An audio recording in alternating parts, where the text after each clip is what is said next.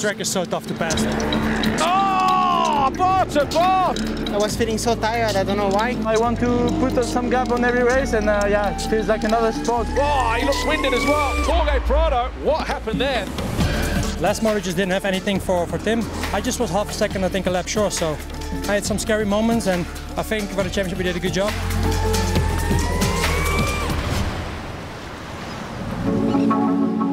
Now we're in the Mediterranean island paradise of Sardinia for the first time in MXGP history. Here in Sardinia, you'll find timeless beauty, genuine cuisine, and a culture that is rich in history. Defending champion Tim Geiser holds the red plate in the Premier class, but with a fit again Hurlings breathing down his neck and a stacked supporting cast behind him, we are ready for a titanic showdown in the second half of the season.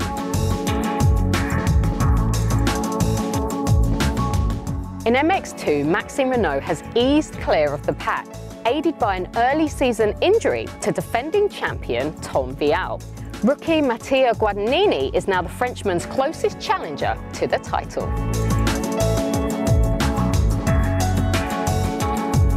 Riola Sardo is a popular destination for teams during the off-season, but this is the first time the riders will take on these deep sands under World Championship conditions.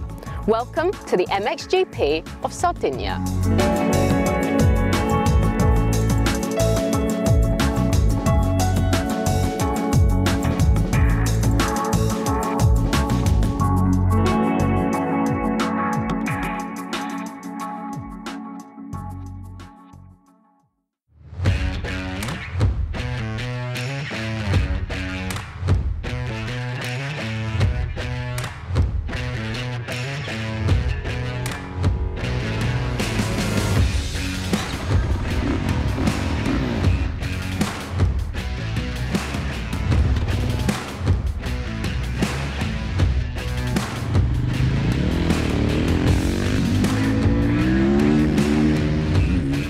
On board with Alberto Ferrato then around this Riola Sardo circuit in Sardinia.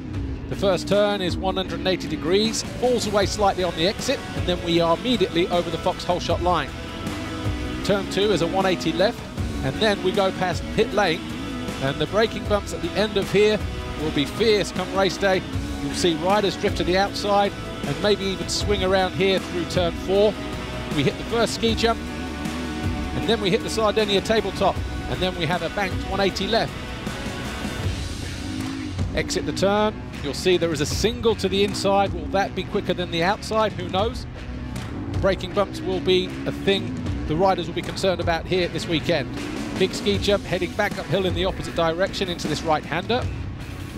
And as we get out of the gas here, another little crest as we head into this left. Could be quite a high-speed left, this one, but immediately the riders will be on the pegs, getting the front wheel high just to get maximum drive down that straight over that tabletop jump. Another bank turn, this time a right-hander, be wheeling over that little crest through this chicane, and then it tightens right up in this next left. Back on the gas, with a slight jump through here on the right-hand side, a couple of steps going in on the left, and then we hit the FC Moto ski jump, and then into another tight right. This left-hander, though, goes on forever, goes through more than 180 degrees. Immediately we're on the pegs again, picking up the front wheel, and as we hit the E-pone jump, we're into a series of waves. Will riders double, triple, or quad their way in? Who knows? But at the end of the straight, another bank turn, this one a right-hander. We keep climbing again over the Monster Energy jump.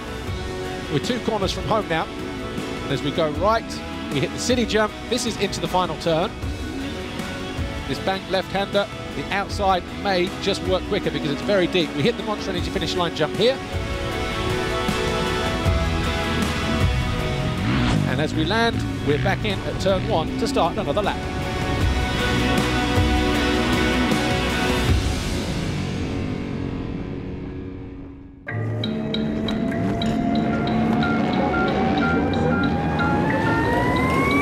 Oh! Hurlings just shrugged it off. When I was in Austin, when I was racing in Latvia, after a few laps I was like, let's pull out, because it's almost impossible. But then you see the clock ticking. All right, 20 more minutes. Hopefully just a bruise, or hopefully nothing is broken, and then you just ride on adrenaline. That's what kept me going. Hurlings, he's somehow got himself back into this race. He goes around the outside. The crowd on their feet. Those are the rides what makes you a big icon in the sport, I think, to go out and show them what you're worth, even at times when you're in a lot of pain and injured. Multiple injuries, that's what helped me to use my brain a bit more, I would say. And really the thought of still having a small chance of winning that title, that brought me back on the bike so quick. Definitely when it just happened, I thought like, oh, it's going to be game over for this year. Also the age, you know, I'm getting older, I'm 27 now, I'm not back in the day when I was 16, you know, so obviously the age also makes you think different, and all those things together, yeah, makes you a different athlete. You need to be there every single weekend, and you cannot have anything happening basically. I would say there's a high workload because there's so many races. You need to be so smart. 17 days we have like 5 races. In that short amount of time, you know, you just need to use your brain. We're still hunting down, and we're 34 points behind. So for now I'm happy where we are, and we just try to improve and get better, and we'll see where things will turn out.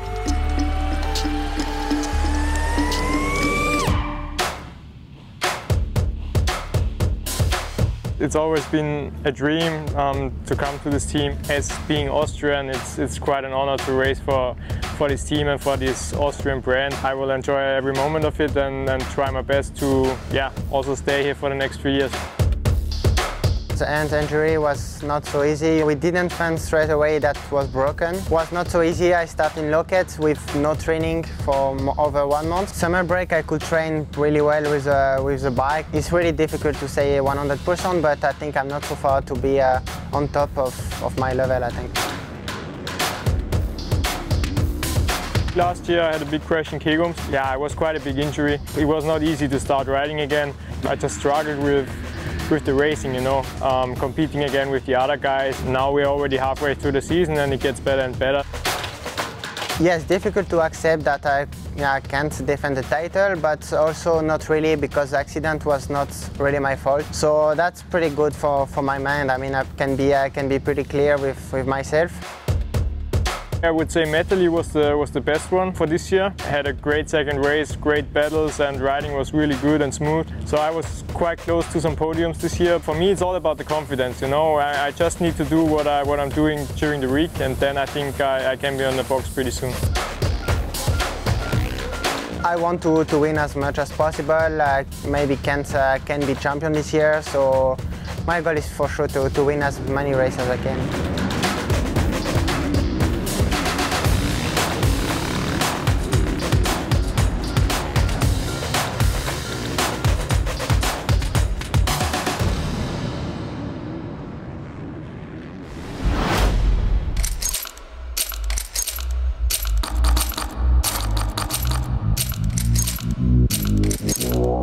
MX2 Race 1. We are on the second largest island in the Mediterranean, off the west coast of Italy. The circuit, 1,750 metres long. You can see the MX2 riders getting ready just behind the gate.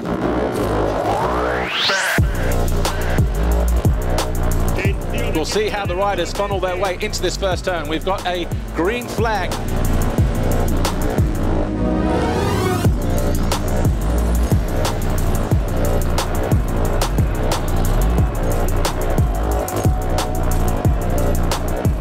Looked like it could have been Tom Vial over the line for the foxhole shot. If that's the case, and it's a 6th time for the Frenchman. Fernandez, who went down in the first turn, looks like he's got some kind of shoulder injury. Looks like he probably wants to put it back in. And Yago Hirsch, your pole man, is down. Every time he's poised to make a run for the championship, he makes a mistake.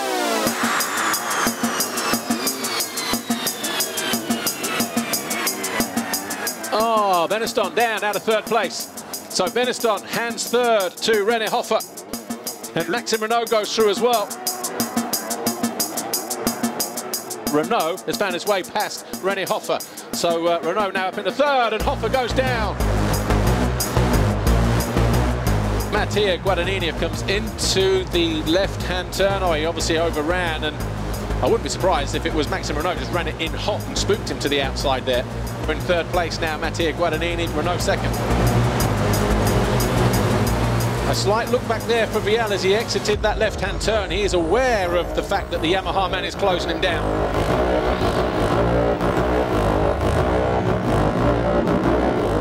And now he gets a sniff. There was a mistake coming out of that turn there for Tom Vial. All of a sudden, a 3.7 second advantage looks like it is going to be under threat.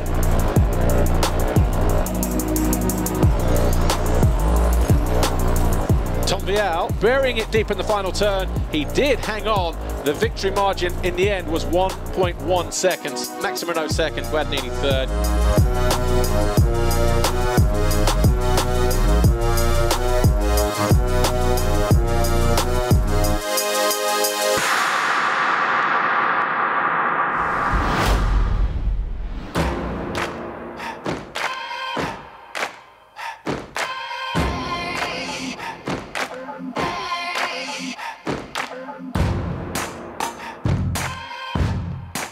Doesn't look like Ruben Fernandez will line up for race 2. The Fly Racing 15-second board up.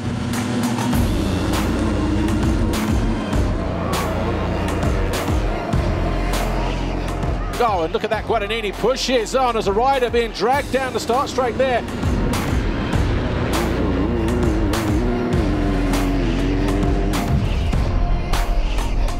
Somebody here, oh, he gets cut across there by De Beaton or... De Wolf. Yeah, De Wolf. Unfortunate for Langenfelder and Hoffer. Vial to the inside, Guadagnini to the outside. Vial trying to disappear on the opening lap, but Guadagnini looking strong on this opening first few corners. He runs down the inside and then knocks himself down.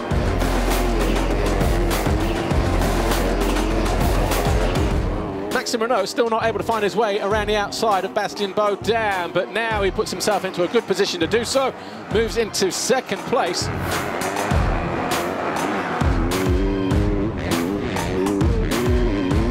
Up on the pegs, lower back, thighs are going to be feeling it. Good long distance jump there from Jago Geerts as he breezes past Baudin. Oh, Beniston down the other side of the jump, and look at that. Kai de Wolf couldn't avoid him. Big crash for Beniston and De Wolf.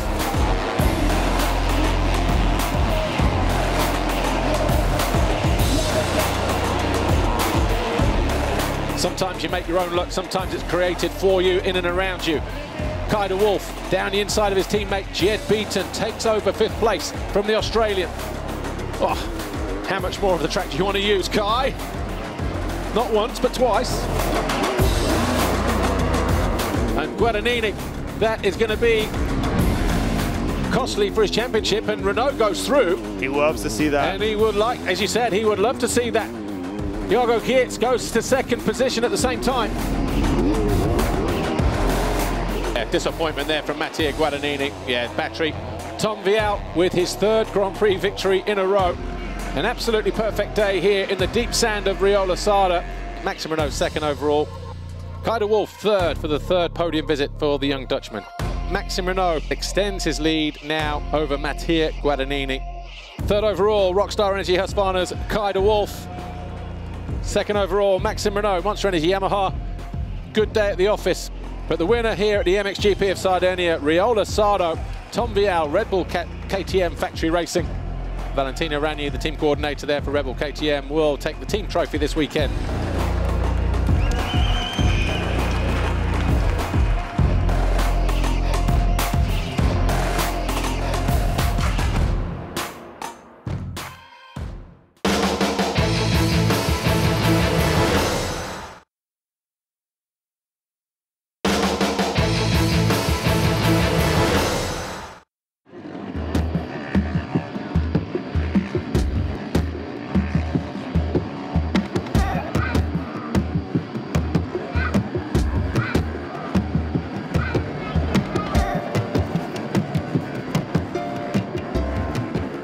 Straight away from the first day, I actually felt at home in the new team. Standing Construct Gas team has been supportive since the beginning. It's a new team for me. I feel very, very good in the team. They give me all the opportunities I need. So yeah, everything is there for good results. To be back in the factory setup is really nice. Small things, you know, but yeah, on the end, they are big things. You can get better results. In 2020 I learned many lessons. I broke my back. Sometimes you need to take a rest even if you don't want to. My girlfriend was complaining that I'm training too much. I had the lesson, you know, that no one really understands your body better than yourself. I showed some very good results, but yeah, I want to be more consistent. I'm searching a little bit for how it's possible. I guess it's the starts also, you know, and a little bit luck. The speed is there, physically I'm there, so I'm feeling very good on the bike, and for sure it's possible. Always nice to get the first podium of the season. That takes like the pressure off you. I needed more races to get confident in the group and feel that I belong with the top guys. And you know, since the podium, I feel that I belong with the top guys. It's never easy to be in top in the MXGP class. You need to have all the pieces of the puzzle together. The best race for me was in Latvia. Second moto like 7-8, and I rode to 5th. Yeah, this was even better than my home GP in Os. Best race for me was the first Moro of Turkey 1. I came a little bit through the pack and I had the best lap time of the Moro. Unfortunately, I couldn't repeat it in the second Moro, but yeah, that's part of racing. And Jonas goes straight on! So far we have achieved one podium, but I think like the team, they deserve more, and I think that we can do a few more podiums till the end of the season. The goal was to be like as many times as possible inside the top 10 on the end of the season, you know, inside the top 10. First time in Riola with the MXGP. I did some pre-season races here. They were not great, to be honest. Normally the pre-season is like the first race of the season. It's a little bit like with the stress and everything because it's the first one. But now we are like in a rhythm, you know, we have done many races. So for now I'm ready. It's nice that MXGP comes to Sardinia. I think it's a really nice place. You know, many teams come here in the winter time. I've also been here training in the winter. MXGP hasn't been to so deep sand for a long time. It's a nice track, it's a nice location, it's a nice place. I enjoy coming here and I hope I can do good results.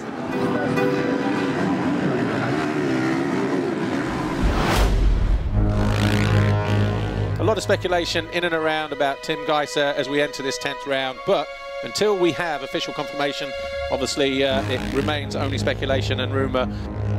Whoa! He needs to save every ounce of energy and every ounce of pain tolerance, whatever the situation may be. He'll look at the screen and go, right, so 18th, not where I want to be. Yeah, and the head is already down. Claudio De Carli listening in on something on the radio.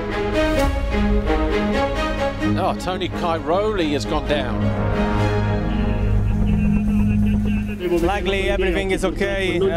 Tony was pushing for the fastest lap and he crashed, and luckily nothing was happened. To avoid any problem we prefer to don't make the race.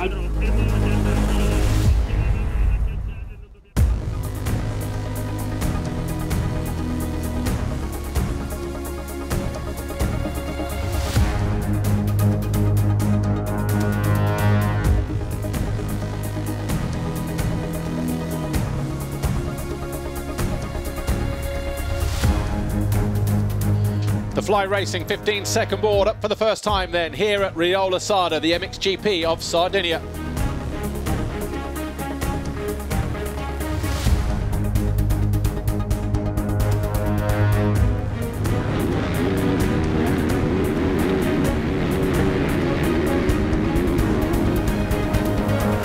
No, he didn't go down there, did he? Oh, yes, he did. Just there, over on the left-hand side. Fortunately, he fell on the right side, not the left.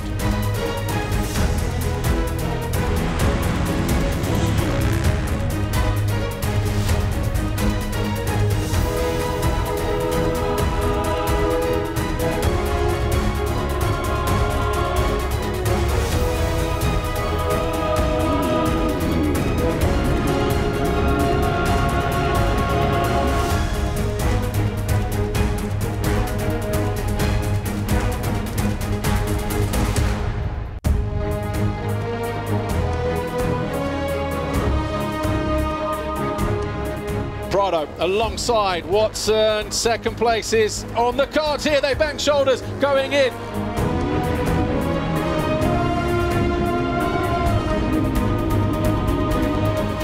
Verlandren neatly through on the inside of Jeremy Seewer into 4th place, going after Watson as well through the final turn.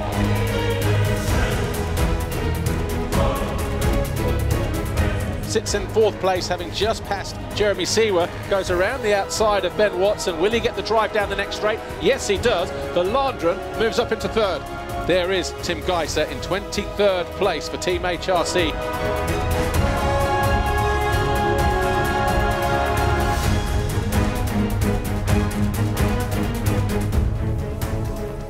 Here's Romain Febvre. He has found his way past Jeremy Seewer, has he? Yes, he has. So all of a sudden, Febvre now up into 4th place. Yeah, he was able to lean on the Yamaha rider, close down the door, and he had the best line to get around there. Verlandren was stood up on the pegs almost mercilessly, and there you see again, he was up on the pegs, just waiting for Febvre to go by. Brian Boger's down the inside of Jeremy Seewer, does steal 5th away from the Yamaha rider.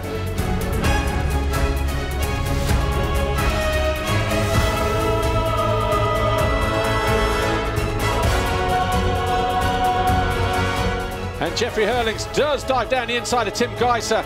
He laps the championship leader, takes the checkered flag, 25 points. All of a sudden we are game on in the championship chase as well.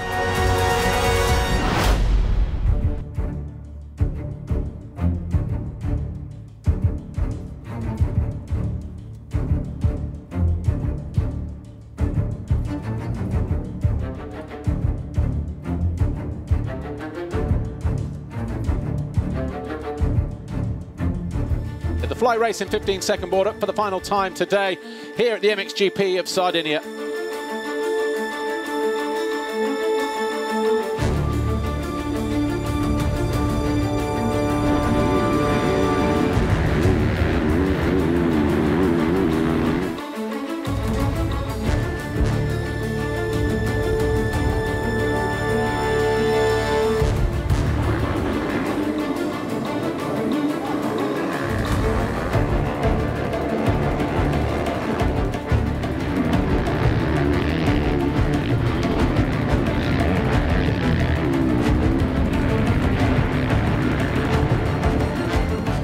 We know from the battles that he's had with his own teammate within that garage, Jorge Prado, he is not going to make it easy for this fella right here, goes around the outside.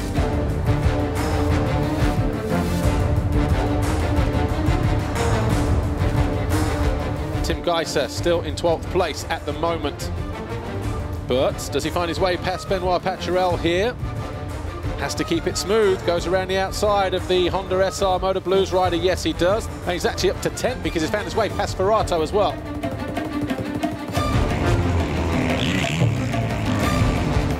How hard he's having to work here. Prado closes down the gap, going down the next straight. Are we going to say a change for the lead? He's got to be aggressive. He'll cut to the inside. Yes, he does. No, he doesn't.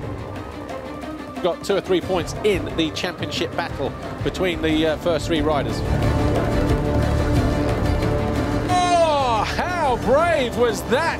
Hurlings was already committed to the outside. I'm not sure if Prado tried to close down the door and didn't realise the space he had to work in was 0. Got alongside Jorge Prado. Prado was middle, and then he tried to close down the gap. Watch this. Realised he could hear him. He was committed to the inside, and that, if that would have ended in tears, that would have been all down to the 61. So every championship point counts. As it stands right now, Jeffrey Hurlings on 371, Geiser on 369, Febvre on 367. So as he goes past Bogers and into 8th place. Final turn, Red Bull KTM Factory Racing's Jeffrey Hurlings.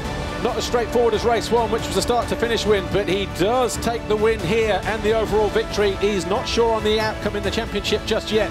Prado crosses the line 2nd, 3rd for Romain Febvre. What an effort for Tim Geiser.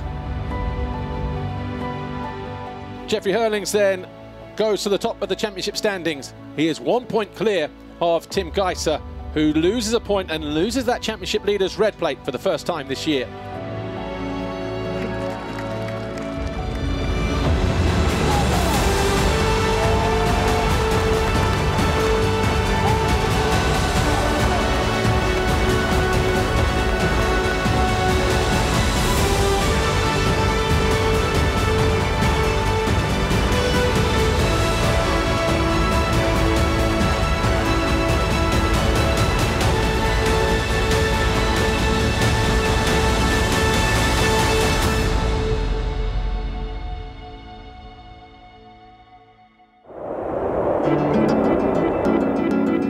That was an instant-packed MXGP debut for Riola Sardo that will live long in the memory. The FIM Motocross World Championship now takes a one-week break before the next round in Germany, but we'll be back next week for the return of the Monster Energy FIM Motocross of Nations in Mantova. We'll see you there.